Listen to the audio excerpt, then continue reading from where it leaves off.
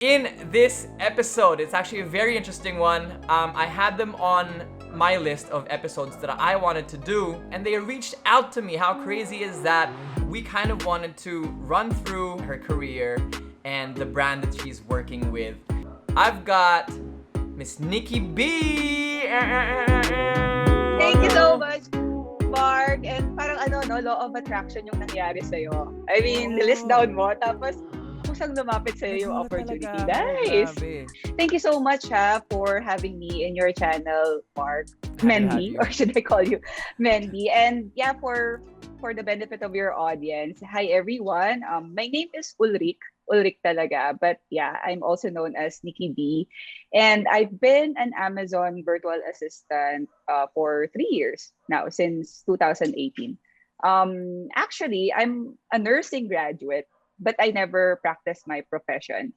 And then I had almost 4 years of experience in the IT BPO industry as part of the human resources department. Then another almost 4 years sa ESL company, teaching English to Japanese students. But yun nga, nagkaroon ako ng quarter life crisis, and I was 29 years old during that time. And it felt like, everyone around you was getting married, tapos they're getting promoted in their jobs, they're buying houses. Then ako, I have dogs, I'm living with my relatives, parang I have nothing to show for it. So, parang I wanted to change my path, and I started looking for, other opportunities, because back then as an ESL tutor, ano naman siya, okay naman yung income. Like, you could earn 40 to 50,000 per month. Wow. Totoo yun. But the thing is, you have to work 200 to 250 hours a month or more. Di ba ang regular employee, 160 hours a month lang. Oo, so yun nga, parang I was working 10 to 12 hours per day, even on weekends. So, ayan, kapag may depende sa pangangailangan, saka goal na saving. So, there are months na, okay, 40,000, meron naman yung pag sinipag ka, that's why you'll get, more than that. Mm-hmm. But, simple lang yung pangarap ko doon before. What if I could earn the same amount? But, parang work 8 hours a day lang. And that's when I found out about, becoming an Amazon VA. Because when I was looking sa online jobs PH, I kept seeing, actually, hindi ko siya pinapansin kasi wala namang Amazon dito Shopee at Lazada yung sikat dito So, hindi ko siya pinapansin. And I kept seeing job ads looking for Amazon account managers. And nung nakita ko yung offer nila, like, yung nakita kong isang ad, it was $800 to $1,000. So, parang ko, okay, parang yan yung target income ko So, why not check this out and give it a try? So, yeah, that's how I found out about the opportunity, and the rest is history. Grabe. Wait, let me just rewind a little bit. So, yung mga ESL pala, okay yung money, pero sobrang grind pala talaga siya. 12 hours. And this is one session is what, 1 hour? One session, sa company na pinag-workan ko, 25 minutes per session. Yes, so yung isang oras, dalawang 25-minute yun. Tapos ang break namin, take for 5 minutes. So, ikaw bahala kung gusto mo pagsusunurin. Diretso ka. Lagari ka, like 1 p.m. to 12 midnight. May mga ganong tutors. Tapos, lang talaga. Parang aasa ka na lang sa absent na student or late para makakain ka or pagkaroon ng mahaba-habang break bukod sa 5 minutes. Yeah. Wow. Saka may mga incentives kasi yan Lalo na kapag popular tutor ka, tapos lagi kang fully booked, tapos maganda yung mga feedback sa'yo, like mataas yung evaluation sa'yo. May mga ganun yan. Kasi yung attendance mo, perfect, hindi ka nawawalan lagi ng internet or nagkakaroon ng brownout. So may mga nagpapatong-patong bukod sa base pay mo. Kaya aabot talaga. May mga kilala ko like 60, umaabot 60K per month. Ganun. Grabe. Tapos English lang. Hindi mo kailangan mag-Nihongo or anything like that. No.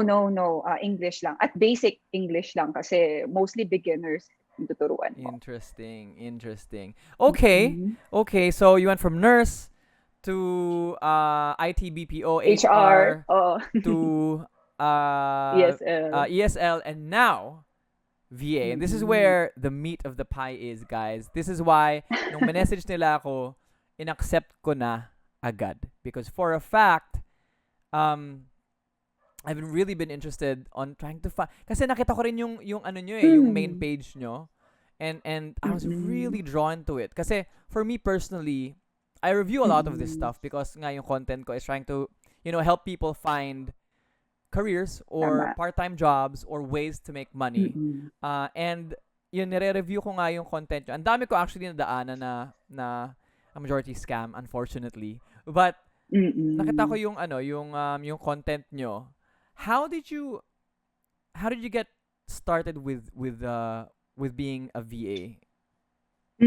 Okay, good question kasi like everyone else, after kasi ng college, hindi na ako nag-aral wala na akong continuous education. So, 'di ba, parang I survived 8 years, 9 years figuring things out on my own. So, nung nalaman ko yung opportunity, same tactic yung ginawa ko, same strategy. I went to Google, YouTube, and nag-check ako ng mga tutorials on how to become an Amazon VA. But the thing is, nung time na yon, hindi pala siya sikat. Parang wala masyadong nagtatackle ng information or content about that opportunity. And more on selling on Amazon. Maraming content about that.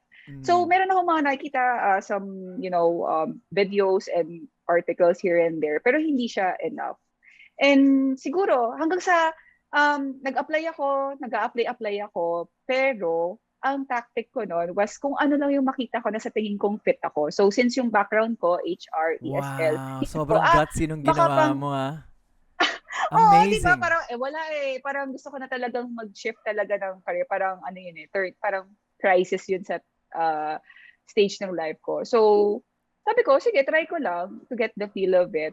So, minsan, mag-a-apply ako as cold caller, real estate, as in yung pang VA talaga. So, parang generalist. So, since yung diskarte ko, kalat-kalat, wala akong napala. Like, wala ako talagang napasang mga Specialty interviews talaga and na ano.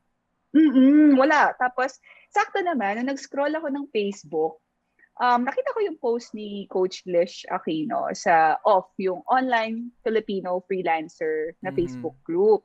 And during that time, 2018, ang kaka-launch pa lang yan nung course niya na yun, yung ASVA Masterclass on how to become an Amazon seller virtual assistant. And actually, nung umpisa, para sige, titingnan ko lang siya. Tapos nung nakita ko yung mga testimonials, like yung isa doon, mommy siya, tapos wala talaga siyang background. Then ganito na yung kinikita niya after, kasi 8 weeks yung course. So parang ako, totoo ba? Parang ako nga 4 years ako nag-nursing tapos di ko naman nagamit. Mamaya ganun din yung mangyari. Hindi rin siya mag-work sa akin. So, ang ginawa ko dun sa mga testimonials, nagbigay ng feedback sa testimonials about her course, kinonta ko yun. Siyempre, investigate ako dahil para siyempre medyo skeptic, saka hindi first time ko namang maglalabas ulit ng pera for education. Tamang diskarte lang. Yes, di ba? So, very fortunate naman ako kasi someone, nakalimutan ko na kung sino, pero I think 4 or 5 yung message ko. May isang nag-reply na parang sabi, yes, totoo yun. Ako nga talaga yung nandun. Tapos ito yung background ko. Tapos parang ako, okay. And then, this month, July, I believe 23 or 27, nag-enroll ako. I took the leap of faith. Pumunta pa ako sa bangko, doon talaga ako nag-deposit. Tapos, ang pinakauna kong message kay coach, talagang gusto ko talaga i-feel na i-let go ko yung money para talagang pag sumikapan ko siyang mabalik. Exactly. Parang ina-anchor ko yung dreams ko doon na parang, hindi ka pa rin sumuko kasi hindi naman ganun kalakihan yung savings ko di ba? So, una ko pang message dun kay Coach Liz, binessage ko sa FB, sabi ko, hi Coach Liz, I already paid, so here's my deposits. Kasi wala kaabog-abog yun talaga yung message ko sa kanya. Tapos para sabi niya, okay, tapos ayun na, nabigyan na ako ng access and the course was 8 weeks, but on the 6th week, hindi na ako makapag-antay. Nagpalipad na ako ng application kasi atat na talaga akong mag-shift ng career. And ang daming rejections. I'm not gonna lie about that. And since hindi ko nga tinapos yung course, may mga screening na hindi ako pumapasa kasi, ay shucks, hindi ko pa naaral yon. Or pag biglang tinanong sa akin, ay, hindi ko alam. So parang learning experience siya. O parang ang dami kong nasayang na opportunity noon. But it was all a learning experience. And on the 6th week na after ko mag-enroll, doon ako nagkaroon ng first client ko. And yeah, up until now, client ko pa din siya. So, nagdagdag at nagkaroon na ako ng, may mga dumaan ng client sa akin, pero siya, up until now, up to this point, kami pa din yung magkasama. So, ayun, happy naman. It all worked out. What's the primary function as a VA? Kasi in my head, is yung typical na na functions that we all know of na nakita ko sa Upwork pretty much. Would it be the same? What's the actual function? Okay. So actually, malawak din yung namin yung coverage ng task namin as an Amazon virtual assistant. So basically, we offer administrative services to Amazon sellers to manage and scale their businesses. So marami siyang parts kasi yung businesses niya. Hindi ko na iisa-isahin, pero i-enumerate ko lang yung major parts. So the first one na pwede namin gawin for a seller is to do a product research para makahanap sila ng winning products na alam naming bebenta based on competitor, market research, competitive analysis. Yes, we do stuff like that. Na para kami mag-iisip ng ano bang bebenta. Sila lang yung magpopondo. Then kapag naging cash cow nila yon, kahit patalsikin na lang kami, may cash cow na sila. Parang gano'n siya. So, syempre, hindi mag-stop doon. Once na makahanap ka na, okay, may demand tong product na to. Okay, pag itong niche na product na to, mukhang may potential. Kami rin yung mag-source ng supplier. Then, everything, pati packaging. Then, after that, we could also offer yung inventory management. Syempre, nagbebenta ka, kailangan on stock ka lagi. Diba? Hindi pwedeng ma-out of stock ka. Then, meron din copywriting aspect. Kasi syempre, ibebenta mo yan, may product listing. So, lalagyan mo ng title, description, tas ikaw rin yung pwedeng mag-plan, makipag-work sa graphic designers on what content, kung anong itsura nung magiging lifestyle images nyo to capture your target audience para ma-convince sila na So, very siya, yung skills namin talaga will really help them make money. Up until, actually, pati customer service, nahawakan ko dyan. Ang hindi ko lang nahawakan nung nag-Amazon VA ako is yung ads, yung advertisements, yung PPC, yung pay-per-click ads ni Amazon. Kasi may sarili siyang ads sa loob ng algorithm na to rank on their search page results. So, ang dami. Pero yun nga, as an Amazon VA, parang generalist ka pa nga. Pero, pwede ka lang actually mag-niche down. Kung gusto mo product researcher ka lang, gusto mo copywriter ka lang. Kasi may mga malalaki ng companies na meron na silang mga departments. Then plug and play ka na lang kung anong role you're missing. Pero if you work with sellers na from the ground up, start up pa lang sila, you'll have, ganun yung nangyari sa akin Ako lahat yung gumawa nun. It's just that when it comes to PPC, in-outsource nila yon to an agency. Because, ang hirap ng PPC, sobra. Yes. Iba ang ads. Saka magsusunog ka kasi ng pera doon, kaya dapat proven strategies yung gagamitin mo, di ba? So, yun yung usual task ng mga Amazon VA. So, pwede ka rin naman mag-grow as a leader. Like in my case, I started as their very first Amazon VA up until lumaki na yung group namin to have 12 na kami ngayon. May kaka-hire lang na bago. So, I manage them up. Nag-start ako as customer representative, tagasagot lang ng emails and all, hanggang sa naging director for business development na ako. So, I also, manage people and, different projects ng brands namin. Ganon. Grabe. Hindi ko, wow, ganun pala ka-intense yun. Gulat ako. As in, so, para kayong, technically, so bumubuo talaga kayo ng Amazon stores, right? Does that make sense? Tama ba yung intindi ko? Yes. Yes, we help them manage and scale. Pero, we don't help them with registration. dapat Right. seller na sila. Kasi si Amazon, lalo na ngayon, di ba, ang daming gusto magbenta sa Amazon ngayon. Very Mm-mm. strict sila sa application. So we don't help them with that. Ay papasok lang si Amazon VA kapag may account na si seller sa Amazon at ready na siya mag-sell at may budget na siya. Kasi syempre, you wanna work with people na may pera, hindi yung mga Oo, walang, I totoo. mean, that's business kasi. Yeah, So we that have makes to work sense. with entrepreneurs talaga. Tsaka there's a lot of money involved in doing everything on that, 'di ba? For a store to be Exactly. successful, ang daming pera involved, 'di ba? Yes. And also ang dami ring Mm-mm. scams involved when it comes Mm-mm. to dealing with people offshore. Um, Ay, oo. Sa supplier 'Di pa ba? lang. Totoo Supplier yan. end. Mm-mm. Given all that, what are the Mm-mm. requirements? Because I couldn't find anything online. Anong educational requirements, hardware, gadgets, mga Mm-mm. ganun? Okay, good question, Mark. Because when it comes to education requirements, they don't discriminate kung college graduate ka, kung high school graduate yung natapos mo. Wala silang pakialam. Kasi ano sila yung mga clients natin, they live elsewhere, like in Canada, US, kung nasan si Amazon, in the UK. And honestly, yung wala namang course talaga na nagdi-discuss about how to run an Amazon business.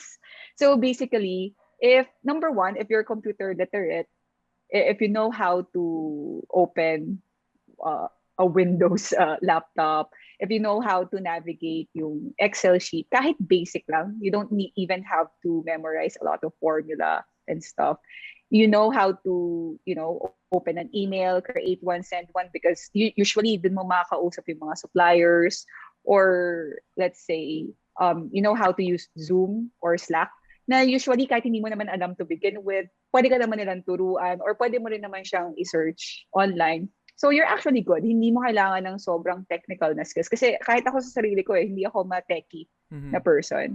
So that's one. So educational background, no, they don't, well, lahat ng clients ko na naka-work with sa experience ko, never akong tinanong about my educational background because they simply don't care. I Yeah, mean, yeah, yeah, they yeah. just care if you can deliver, if you can Oo. help me, if you're familiar with Amazon, and if you could do the job, and I see na align tayo na your energy, nagva-vibe kami and all, then yeah, you can work together. So don't self-reject just because hindi ka nakatapos ng college or hanggang high school yung natapos mo. So, yeah, just try it and see what happens. And malay mo, di ba? Sila pa yung magbigay ng training sa'yo. So, again, becoming computer literate. Tapos, second one is familiarity. This is optional pero malaki siyang factor when you're applying sa mga roles involving account management ng Amazon, because since you're playing sa playground ni Amazon, they have certain policies and rules. And if a VA doesn't know what they're doing, and they, kahit ba sinabi mong unintentionally na violate mo yung isang policy nila, it could it could put the brand or the account of the client at risk of suspension or permanent pagkakaban pa Permanent ban. sa. Oo. So, kaya maganda rin edge kapag familiar ka sa tawag dito, sa dashboard ni Amazon. So, you could also do that. I mean, you could also search that on YouTube. May mga nag-share ng mga sellers ng dashboard nila kung paano. And yun nga, may mga courses din that teach that. And kahit wala, may ibang clients na sa sobrang laki nila, may sarili na silang training program. Kasi yung ibang clients na may malalaking brands, ang gusto nila is makakuha ng mga tao na mag-fit sa culture nila. So they hire more on personality. Kasi ang skills naman, eventually, matututunan mo naman yan after doing it and practicing it for quite some time, di ba? Di ba? Tapos pangalawa is English communication skills. Because yes, ang clients natin foreigners. Unless magkaroon na ng Amazon dito sa Pilipinas, then magkaka-Pinoy kang clients. Pero ang mostly 95% ng magiging clients mo ay foreigners, and ang mga suppliers din foreigners kasi either China or sa US or within their country Mhm. yung makakausap mo. So hindi mo kailangan ng as in matatas ka mag-English because to be honest, 90% of our task is non-voice. Oo. Unless kumakausap ka ng customer sa phone. Pero you don't have to do that because Amazon provides that kind of service to their Oo. seller. So more on email lang tayo. So yung basic to intermediate na English lessons na natutunan natin, it's already enough. Basta nagkakaintindihan kayo. Lalo na if yung suppliers nyo from Alibaba or galing sa China, you don't have, actually, hindi mo pa nga kailangan ng straight na English sa kanila eh. Kasi baka malito pa sila, magkaroon pa kayo ng miscommunication. I mean, minsan, the simpler the better. You don't have to sound smart. You just have to be clear on what you want and then negotiate with them and, close the deal. So, tatlo na yung sabi ko, computer literacy, familiarity with the Amazon platform, which is, optional.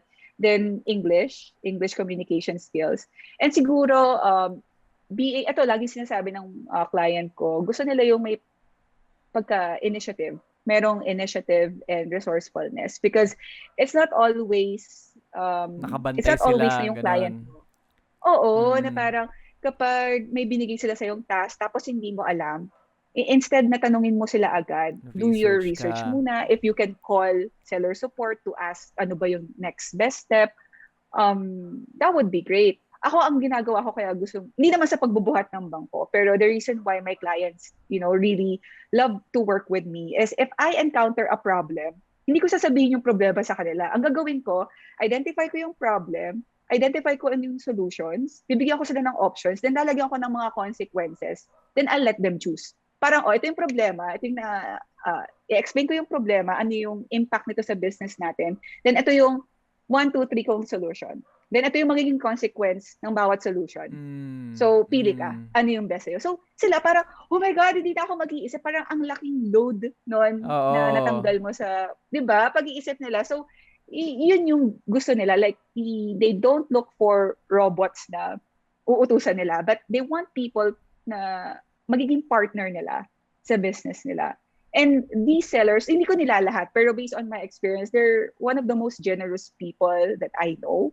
Because makita mo naman yung sales nila eh. Per day. Wala silang tago.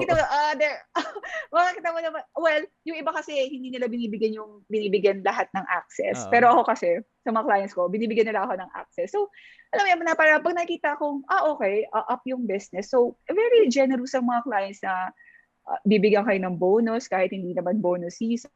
Actually, nung pandemic na nag-lockdown, binigyan niya kami ng bonus kasi kami, nasa supplements industry kami. So, naswertehan din na nung nag-pandemic din, hindi kami apektado. Actually, apektado kami in a way na yung influx ng sales sa amin napunta. Because people, exactly, kasi people want to protect themselves eh, nag-hoard ng mga vitamins and stuff. So, ayun, ano pa ba? And siguro, mahuhone na lang din to, pero hindi naman required, is yung leadership skills. Pero dapat a team player ka talaga. Kasi you'll have to, kahit ba virtual yan, you'll still have to work with, number 1, your client. Number 2, with your suppliers. Number 3, kung makakausap mo yung mga customers. Kahit ba email yan, dapat, ka pa rin. I mean, hindi naman charming, pero dapat you have a way of talking to your clients politely kahit irate and medyo impatient sila and stuff. And of course, sa mga workmates mo. Kasi hindi naman lagi Pilipino lahat yung mga ka-work mo. Ako, naswertehan lang ako kasi yung client namin, gustong-gusto talaga niya mga Filipinos. So lahat kaming 12 na VAs niya from the Philippines. So nakakatuwa kasi parang hindi ka rin naman nawala sa kultura ng pagiging office. Ang nawala lang is politika. Wala lang office politics. So, less stress siya on my end. So, basically, yun lang naman. More on, ang nabanggit ko nga more on personality. Kasi, although may pagka-technical si Amazon, yun nga, matututunan mo naman yan. And there are clients who are willing to train their own VAs. As for the requirements naman, like the hardware, kung anong laptop, I always tell people who ask me, to work with what you have muna. Kung meron kang i3 o i5, kahit yung mga mabababang model, start with it. Kasi ang Amazon VA naman, hindi naman heavy duty yung ginagamit natin mga software. Actually, yung Helium 10, Jungle Scout na nabanggit ko, Puro they're only web-based yan, di ba? um, yes, Google Chrome extensions lang siya. So, Oo. hindi naman siya sobrang unless ang offer mo is graphic designer ka ng mga images nila at yun nga, gumagawa ka ng lifestyle images. Yun, medyo mabigat yun. So, start with what you have and once na may client ka na, kumikita ka na, mas madaling mag-upgrade. Kaysa yung mga ipapangutang mo, tapos hindi ka agad nakakuha ng client, hindi mo alam kung saan mo kukunin yung pambayad mo. So, we have to be practical then and, take calculated risk. Yun. I would say there's a certain amount of growth na may experience mo doing this. Kahit ako, nagulat. Diba? Nakakagulat ka din pala yun. What are the rates like? Yun yung malaking question. It's probably why a lot of people are watching this right now. Yes. Gustong malaman kung magkano kikitain. Totoo yan. So actually, favorite kong ina-answer to na question because wala talaga siyang definite answer. Because iba-iba siya sa experience naming mga Amazon VA. But for the sake of my experience, my personal experience, when I started out as someone na walang experience sa pag-freelancing, and yung kinuha ko pang course and yung naging experience ko, walang kinalaman sa e-commerce. So when I started with $4 per hour. So pumasok ako dun sa $800 to $1,000 per month. But then, when I started meeting other students ng ASMA Masterclass, like yung mga mas bata pa sa akin, like mas aggressive yung mga bata ngayon. Like they have this sort of confidence na parang I wish I had when I was starting out because they're now charging $5 to $10 per hour. Then I met this, if you check Amazon Nation's YouTube channel, I also interview kasi yung mga successful students. So meron namang isa doon. Ang pinakamataas was $40. $40 per hour. Per hour? Yeah. What am I doing with my life? Holy crap. Grabe. Tapos multiple clients pa. Saka ang maganda kasi sa Amazon VA, sa parang results output based kita mo yung performance talaga. Saka hindi siya yung may mga clients na gustong i-track yung mga KPIs freelancers nila, like may mga time doctor sila, pero like yung client ko hindi nila kami tina-track. So basta magawa lang namin yung mga tasks namin for the week. Kung matapos mo ng maaga yun, pwede ka nang mahayahay or kung nasisipagan ka pa, pwede mo nang gawin yung task mo for next week. So, ganun siya. Like, kaya yung iba nagugulat, paano kayo nakakapag-handle ng multiple clients na hindi kayo nawawalan ng social life or ng tulog? It's because yun nga, output-based. Hindi naman dahil 40 hours yung sinabi. Well, 40 hours it would take the job to do that. Pero if you're awesome enough at ang galing-galing mo tapos pa siya ng mas maaga, then yung ibang clients, ano sila doon? Parang they're okay with that. Reward mo na yun sa sarili mo and they still pay you for that. Ganon. Holy crap. Actually, meron ako napanood na video and this is again why I put you guys on my list is because meron kayo in-interview na was making $100,000, $120,000 a month. Yes. Si Kyle. Yes, grabe. Yes, that's possible. That's crazy. Kasi si Kyle, ano siya end-to-end pa yung, I believe, end-to-end service pa yung binibigay niya. Kaya mataas yung charge. Meaning, pag sinabing end-to-end, from product research up until lahat, ang dami. Ako ngayon, kasi before end-to-end din ako, pero nakakapagod siya na parang ang dami kong pinapakilamanan na department na product, sourcing, inventory, copywriting, yung listing and stuff. Ngayon, nag-niche down na ako sa copywriting. And same pa rin yung target market ko, Amazon seller. So, ako, yung deal ko, let's say, isang product page. Ipapa-edit niya sa akin, gusto niyo ipa-optimize, meaning gawan ko ng bagong keyword research na pwedeng mag-rank yung tawag dito, yung product niya and stuff. I started charging $150 per page. So, per product yon. So may mga magpapagawa sa akin, it's 10 pages, 10 products. So that's an easy $1,500 just by, hindi mo na uulitin yun parang, mo na siya, i-improve mo lang siya, i-audit mo lang siya, hanapin mo lang yung leaks, then tatapalan mo, and if it works, ayun, parang mas kukunin ka pa nila. And ang maganda doon, itong mga sellers na to, they have friends who are also sellers. They have networks. So, Oo. they refer you Refer. to their friends. So, alam mo yun, yun yung nangyari sa akin. So, yun. Ang What's dami niyang opportunities. Ang dami. Grabe, hindi ko in-expect na ganito pala Mm. talaga siya. Before we move to Mm. my next question, yung hours talagang 40 per week siya. 40 hours per week or Actually, hindi lahat. Hindi lahat. Like, meron akong client na flexible.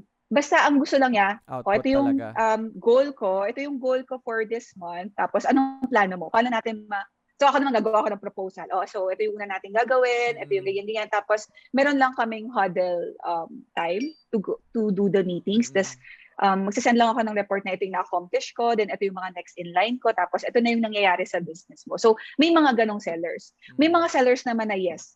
Talagang May time bound gusto ka. nila is, time bound siya. So, ikaw rin yung pipili. Yun nga as a freelancer kasi, you have the power to, you also have the option to choose Oo. who you want to work with. So, ako, okay sa akin na may isa akong client na fixed schedule. Yes, meron ganun. So, kumbaga may structure yung day ko talaga.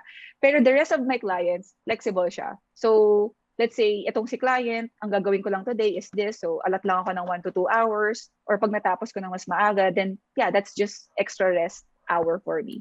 Ganon. So, you mentioned kanina na kasi all this, I've been on YouTube for a very long while. And ang dami kong skills na na-acquire on YouTube. But I know for a specific fact na hindi talaga lahat ng kailangan mo matututunan mo. I mean, again, may mga times True. na meron talagang full on lahat ng kailangan mo nandito na. Pero everyone should know and everyone should be aware you can only go so far with free education. There's a reason why schools still exist in a time where everything can be found on True. Google. Diba? Because it's verified knowledge. How did you find Amazon Nation? Or how did they find you? Right? Because just thinking about the skills required, diba? Parang, how did you get the skills required in general to be able to do what you're doing now? So, nung na-meet, actually, walang ads dun si Coach Lish. It's just that I was in the right time, the right place, and the right Facebook group, yung online Filipino freelancers. And doon lang siya nag-post kasi friends sila ni CJ Cajoles, yung founder of community. So, nagpo-post siya doon na mag-launch nga siya ng another batch. Nung time na yun, third batch 3 pa lang siya. So, after doing my own research and verifying na totoo naman yung mga nandun na tao, na feature niya na nagkaroon ng client. So sabi ko, why not give it a try? So ano naman to ang sabi ko sa sarili ko, the worst thing that could happen, okay, masayang yung in-enroll ko, tapos walang mangyari sa akin. But I could always go back to what I know and earn 50,000 pesos per month doing the same things. Yun nga lang, I would feeling ko, wow, worked out. But what if meron palang way na I could learn this? What if hindi ko lang alam na kaya ko siya? Kasi hindi ko pa naman siya nagawa So there's no way for me of telling myself na hindi ko siya kaya. Kasi I haven't even experienced it. Yet. So I don't want to deprive myself of that opportunity just because I'm too scared or, I'm too doubtful. Parang ako lang naman talaga yung magtitiwala sa sarili ko. And yeah, true enough, after 6 weeks. So, inaral ko yung modules kasi pre-recorded video siya. So, once you get access dun sa masterclass nila, pwede mo siyang i-binge watch. So, ako nun, since may full-time work nga ako as a tutor, magtuturo muna ako. Tapos sa gabi, dun ako mag-aaral. Siguro ang iaalat ko, mga 2 to 3 hours. Tapos, papanuorin ko talaga yung as much as I can. Kung ano yung pwede kong mapanood na videos within that time block na sinet ko for studying. So, nung lumagpas na ako sa product research, sabi ko, kasi nahirapan ako dun Doon ako nahirapan sa module na yon. Sabi ko, try ko na kayang mag-apply. Baka naman pwede na. Sabi ko, saka para lang din magkaroon ako ng experience. Ano bang madalas na itanong? Kasi hindi nga sikat yung pagiging Amazon VA, so walang nagke-create ng content na gano'n. So, ayun, ang daming rejections, tipong nasa final interview na ako. Ang daming ganun. Final interview na ako, tapos lagi akong natatalo sa my experience, sa my first-hand Wait, experience. saan ka nag-a-apply nito? Iba-iba. Online Jobs PH, Upwork, Ah, tas guru.com. Actually, ang dami pa nga eh. Virtual workers or virtual PH. I forgot. So, ang okay. dami, parang 5 or 6 ata yung sinign-upan ko dun na websites. And yun, ang daming rejection, but ang galing din kasi yung iba paulit-ulit lang yung tanong nila. Tapos ang nangyayari, yung iba kasi mabusisi. Parang ang dami lang screening, papatest ka nila na parang gawin mo to, Oo. task mo to. So ang nangyayari, edi papasa ako doon. So naisip ko, edi lagay ko siya sa portfolio ko kasi nagawa ko naman, like I did a research on Oh, galing. ganitong industry. Oo, parang alam ko na yung Helium 10, alam ko na yung Jungle Scout, alam ko na yung ganitong software kasi na-try ko siya nung pinagawa sa akin. Tapos meron naman nagpagawa sa akin, analyze this data na parang competitor research kasi siya, na parang based on the competitor research, anong product dyan yung best na isell namin at bakit? Anong criteria yung... So, ginawan ko ng narrative yun. Tapos nilagay ko rin yung sa portfolio ko na, pumasa ako. Isa ako sa pumasa. It's just that hindi lang ako yung hinire nila sa final interview. So, it all worked out. Ginamit ko yung rejection as a way for me to strengthen my portfolio, which eventually led me to my the one sa client ko. Oh, yung long-term client mo. Mm-mm. How did so again, meron akong the reason why I know you guys is because na-research ko na nga kayo konti. But maybe you could give us an idea Mm-mm. of who Amazon Nation is and how they can help, people Mm-mm. like you at one point trying to change careers, for example, or Yes. finding ways to make money, or aspiring Mm-mm. Amazon virtual assistants or virtual assistants in general. Who are they Mm-mm. really, and how can they help? My Mm-mm. subscribers, my beloved Diskarte fam. Yes, yes. So, Amazon Nation was founded by our CEO, saka yung head coach namin na si Lish Aquino. And she offers actually 2 courses. One is to become an Amazon seller, yung mag-sell ka sa Amazon. And the Okay. other one is to become a virtual assistant. Kung wala kang budget pang business, tumulong ka na lang sa may mga budget Oo. mag-business. Because actually, si Coach Lish, she was an Amazon virtual assistant for 10 years. Then eventually, naging Amazon seller siya. Ah. So, saka yun nga, parang isa siya sa mga nauna talaga na nag-create, nag-come up ng program to help other aspiring Amazon BAs like me to take advantage of this growing industry. Kasi, lalo na ngayon na pandemic, kasi nag-shift yung behavior ng mga tao. Yung mga dating 'di ba, ayaw mag-open ng Lazada account, ng Shopee account, parang na-force sila na gumamit ng mga e-commerce platform. And one of Mm. which is Amazon. Kaya si Amazon, they continuously hire more people to do the fulfillment for them because more and more people are choosing to, buy on Amazon. And dahil nakikita ng tao, ng mga may pera, na shucks, grabe yung traffic. Kasi ito, ang maganda sa Amazon, kung i-compare mo siya kay Google, pag ang tao nag-research sa Google, more on for information or Uh-huh. education. But when Uh-huh. a person searches on Amazon, there's already an intention to buy. Buyer's intent. Meaning, Oo. nag-aano na sila. Nagka-canvas na siya ng mga price point. So, yun yung gusto ng mga entrepreneurs dahil top e-commerce platform siya sa US eh. And more people are building their business there because yun nga parang parang virtual business. Ang magsusupply China, tapos si China na yung magpapadala sa Diretso na. Amazon, then si Amazon na yung magfulfill. Di Mm. ba? Parang ikaw, nag-fund ka lang talaga, nag-advertise ka. And although, hindi lang naman ganun siya kasimple, marami siyang nangyayari sa back-end. Mm. Pero, physically, that's it. So, yung Amazon Nation, they help us gain the skills, the knowledge of how to become effective Amazon DA. Kasi tama yung sinabi mo eh. There's only so much you can learn from free content. Actually, marami talagang free content. But the reason why I chose to take this program is one, structure. Hindi na ako mag-iisip na parang, okay, product research. So, ano yung next? Oo. Hindi ko nga alam yung flow eh. So, Yeah, at least may yeah. structure na ako.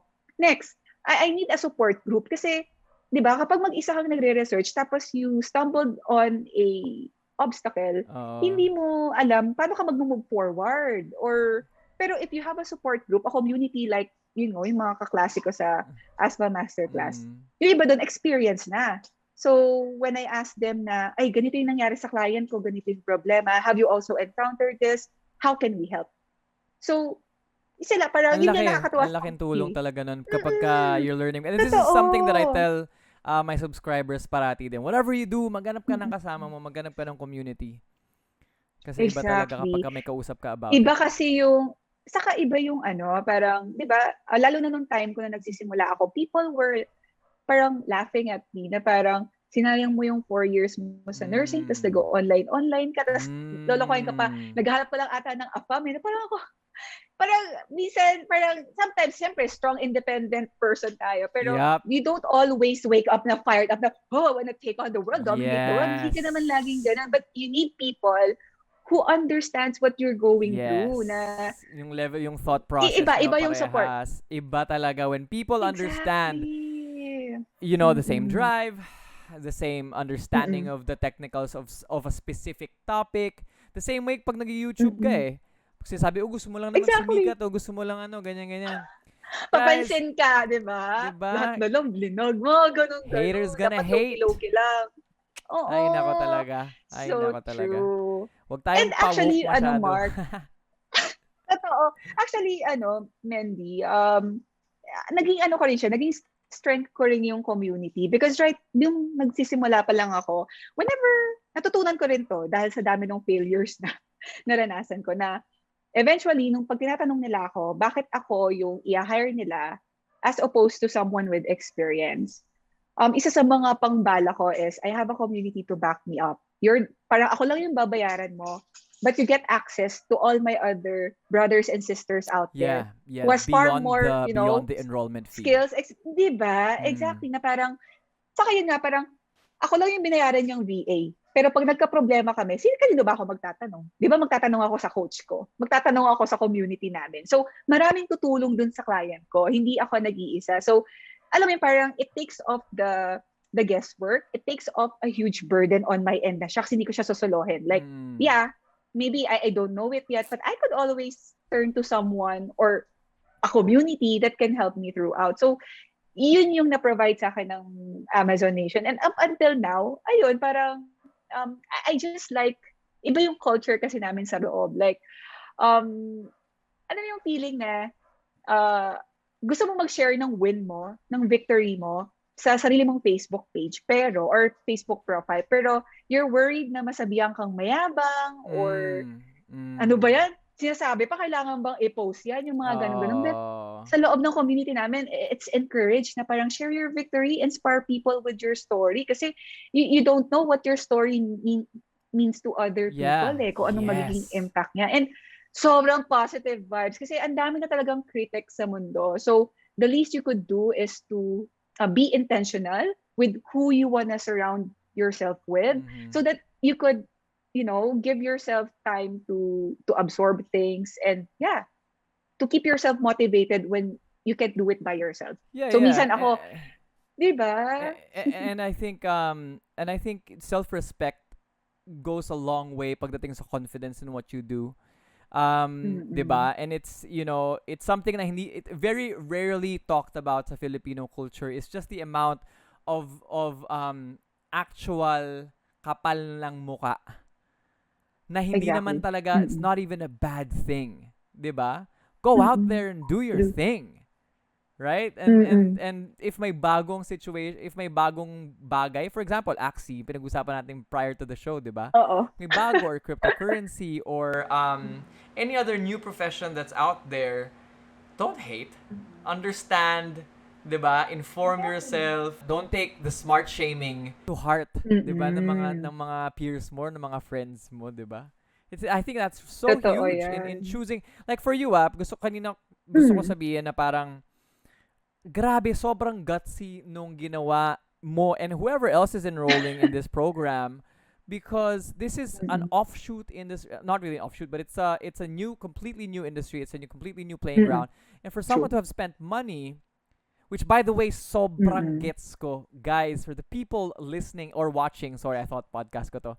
For the people watching, I completely understand ngayon why there is an enrollment fee, because if you do this alone, dude, imposible actually for you to do this alone. Unless you're an entrepreneur, you try it out, tapos you train it to or to other people, which is what I believe the founder did.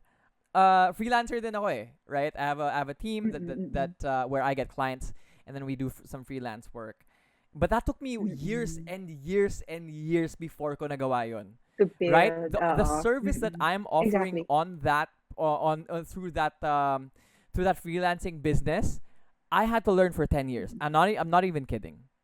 That is fact, right? And just I'm just so happy that I've got you guys on the show.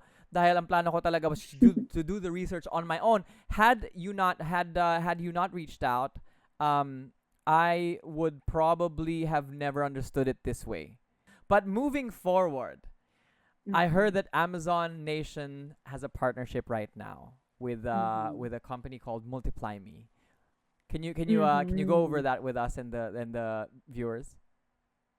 Okay, so Multiply Me is actually a VA agency, and part of their clientele are Amazon sellers. So the thing is, this is not like a guaranteed opportunity, but we are what you call this prioritized when we apply through our special partnership link to their So that website. bridges the And gap after training.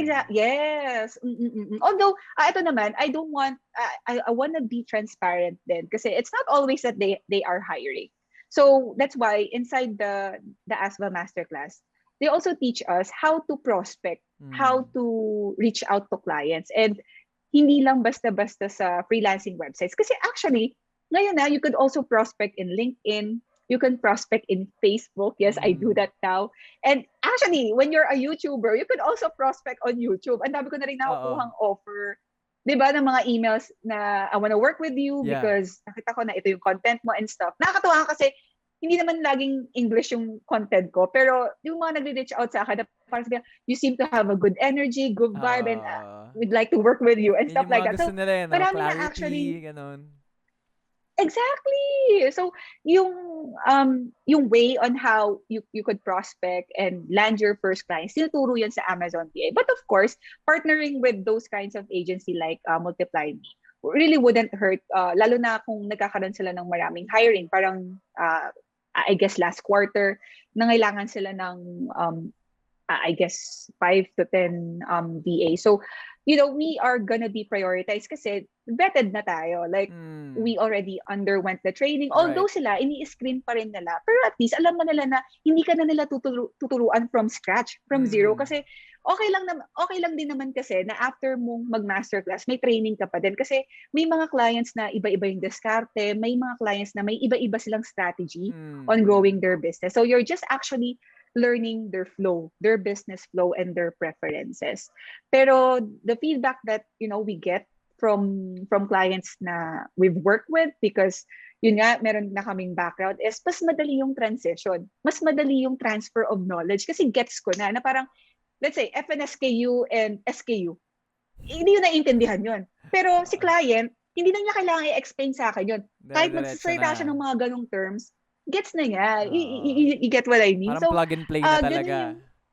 Yes, exactly. Parang konting reprogramming na lang, tapos adjust lang, update na lang ng Windows pag medyo parang to fill in the gap and stuff like that. So ayun, we have a special link inside the masterclass. So from time to time, kapag meron silang openings, kami talaga yung pinaprioritize sila. And when I saw one of their, and they could also check this sa Multiply Me website, na ang starting salary nila for Amazon VAs is 40,000 pesos. So that's $800. Kahit beginner ka, yun talaga yung minimum nila. Wow. 40,000. With HMO, with 13-month pay. Kasi as part ka ng agency, sila na yung makikipag-negotiate sa'yo. Yun naman yung maganda doon, kapag may agency ka. Pero yun nga, hindi naman lahat kasi ng agency, di ba? Ganun, hindi naman lahat generous. So, kaya ako, mas prefer ko pa rin talaga yung freelance. direct. Kasi at least ako yung ako yung makikipag-negotiate. Pero, of course, yung iba naman kasi, hindi naman kasing kapal ang mukha ko. Di ba? Hindi naman sobrang outgoing. So, they could also try that part para lang din to wet their feet and to test the waters. For beginners, for example, people that want to build a clientele, pwede silang dumaan doon. Guys, I Yes. don't know about you, but I feel like I discovered a gem right now. Um, Thank you so much, Nikki, for that story. Thank you Mm-mm. for explaining to us what being an Amazon VA is, and the process that you went through to get to where you are now. I'm really Mm-mm. happy seeing other Filipinos get into businesses like this, get into careers like this, because alam natin yan, 'di ba? Ang goal talaga pag Pinoy Mm-mm. ka, finish college, work for Mm-mm. someone probably on the top 10 Forbes ranked business billionaires in the Philippines or maybe in the world. But having the freedom of being a freelancer plus the fact na you Mm-mm. have high accountability kapag ka, and guys, if you don't know what accountability is, meaning nito is yung entire responsibility of what you do falls on you. That includes yung output mo, Mm-mm. that includes waking up in the morning, being your own boss essentially, right? And Mm-mm. for people that are finding it difficult to build a craft or build a job, sorry, or build their craft into a job or get into a job Mm-mm. na nag-enjoy ka, I think freelancing is such a good path to follow. It is a career. It's nothing simple. Kasi Mm-mm. if you say VA Mm-mm. to other people, Nikki, people will say, Mm. "Oh, ano 'yan? Mag-schedule ako ng mga ng mga ng Oo, appointments, booking sasagot ako ng appointment, ng oo, phone." ng flight. Guys, this goes way Oo. beyond that. Just the way I see it, Mm. this is just an amazing opportunity. And I'm not pushing this, and I probably wouldn't have her on the show if I didn't believe in what they did already. But yeah, hopefully you guys enjoyed kung ano yung pinakita ni Miss Nikki ngayon. Before we end the episode, I'd like to thank you, Nikki, for coming over to the show. Would you like to say anything before we let you go? For me, I'm very transparent when it comes to when people ask me, guaranteed ba? Guaranteed ba na pag ako nag-enroll, nag-invest, Yan, magkaka-client? yan. Ang sasagot, isa lang ang guarantee ko, kung ano yung binayad mo, hindi mo na makikita yun. Pero, Yes. but kidding aside, hindi mo, ganito kasi yan parang sa gera, they could only give you the tools, the Yep. weapon, even yung bala. But at the end of it all, you need to pull the trigger. Ikaw pa rin yung gagalaw. Ikaw pa rin yung kailangan mag-take ng action to implement. So, if itatanong mo sa akin kung guaranteed ba na magkaka-client ka, ang tanong ko, guaranteed ba na i-apply mo yung kami ba, makaka-guarantee ka ba kami na i-apply mo yung learnings mo, magte-take ka ba ng action, and hindi ka ba susuko hanggat hindi ka nagkakaroon ng client? Because you can't expect to be good at something right away. May iba't iba tayo ng learning curves eh. And I'm being this candid as early as now just to weed off people na baka iniisip nila this is a get rich quick scheme, na this is the magic Dami niyan. pill Dami for niyan sa them YouTube. to have the, 'di ba, to have the dream of to have their dream job or dream opportunity or career. So this is not a magic pill. This is, your mentors, the programs that you're gonna take, kahit ano pa yan, they could only do so much. Yeah. They can't guarantee results just because they can't also guarantee if you're gonna put them into action. So, hindi ba siya napaka-liberating and empowering na you have it in your hands to change your life, to change the course of your life? And if in case, yung mga tulad ko na late na mag-start, like ako, alam mo yung parang nag-self-pity ako na back to zero na naman ako, na naka-build na ako ng 4 years na career sa HR, tapos parang inexitan ko sa ESL, ganun din, tapos ito na naman, back from zero. Ay nako, I'm telling you guys, na once you find alignment and purpose in what you do, you can grow exponentially. You don't need another 10 years to reach a certain amount of income. Totoo yung sinabi niyo. If you can dream it, you have it. Everything that I enjoy right now, everything that I was able to purchase, hindi ko siya na-imagine na mapapurchase ko siya within 3 years. Akala ko 5 to 10 years. Imagine, hindi naman sa pagmamayabang, but imagine, I was able to buy a house and lot. Pre-selling naman siya. Pero during the time of pandemic, like, diba, parang I was able to save 20% for a down payment. And when I had a down payment, sabi ko, parang ayoko mag-spot cash. Parang gusto ko pre-selling so that I could, make the money grow pa. Yep, that's the right way to do it. That is the right way to do it. Oh my God. So, ano siya guys, wag kayong, kung magsisimula ulit kayo sa isang career, di ba? Bakit mo kung hindi ka na masaya sa current path mo, bakit mo siya ipagpapatuloy just because nakapag-invest ka na ng time and emotion? Pero in the end, di Yes. ka masaya. Why not, try something na you're leaning towards to. Kasi if after 6 months, 8 months, or 1 year, iniisip mo pa rin siya, baka kailangan mong gawin siya. Kasi yung intuition mo, dun kanya talaga nililid. And Trust who knows, your, after, di yeah. ba, 2 to 3 years, ako, it took me 3 years to get to where I am today. Pero nakakagulat nga kasi ako, after 3 years, ako nakapag-hit ng 6-digit income. Pero sila, Kyle, yung mga iba kong kaklase, para after a month, after 2 months. So, parang iba-iba naging experience eh. And ako gusto ko lang laging sinasabi na, ito yung experience ko, matagal yung sa akin. But, nag-complain ba ako na, but yung iba 1 month lang, 6-digit na, ako 3 years. Parang, hindi ako nagreklamo. I'm just happy na I'm here. I'm finally here at this moment, at this milestone in my journey. And you should also keep that into mind. Na don't compare. Trust your journey. You have your own process. You're not in competition with anybody else. You just have to focus on yourself. And yeah, you just have to choose sino yung susundin mo, choose the right mentor for you. It's just that ako, nag-align na ako talaga ako with Coach Tish. Kasi marami naman talagang iba dyan. Pero choose what you think is best for you. Lagi ko sinasabi, if it makes sense and feels right, go for it. And you could always bounce back. No matter what happens, you're gonna be fine. There's never a right time. There's never it's never too late. I think to top it off, guys, I think you have to understand na this is a career that gives you a specific amount of freedom and a specific amount of level of financial capability. And alam ko na madami magsasabi sa inyo na ba't kailangan mag-enroll or ba't ang mahal naman ng enrollment or whatever, which by the way, I don't know how much it is, but tulad sinabi ni Nikki, there will always be a payoff, right? There will always be a payoff in an investment. In any investment, there will always be a risk kahit saan pa yan. Walang perfect investment. It just doesn't exist. So get that out of your head. Just understand that if you do decide to get into this career, do decide to get into the program, na it is an investment that will yield only if, right, you play the game right? You act on it. True. You get on a consistent path of learning, of getting clients, because that's really important, obviously. And again, wag kang panghihinaan ng loob. I'm really, really happy that I got you on the show tonight, Nikki. It was nice meeting you.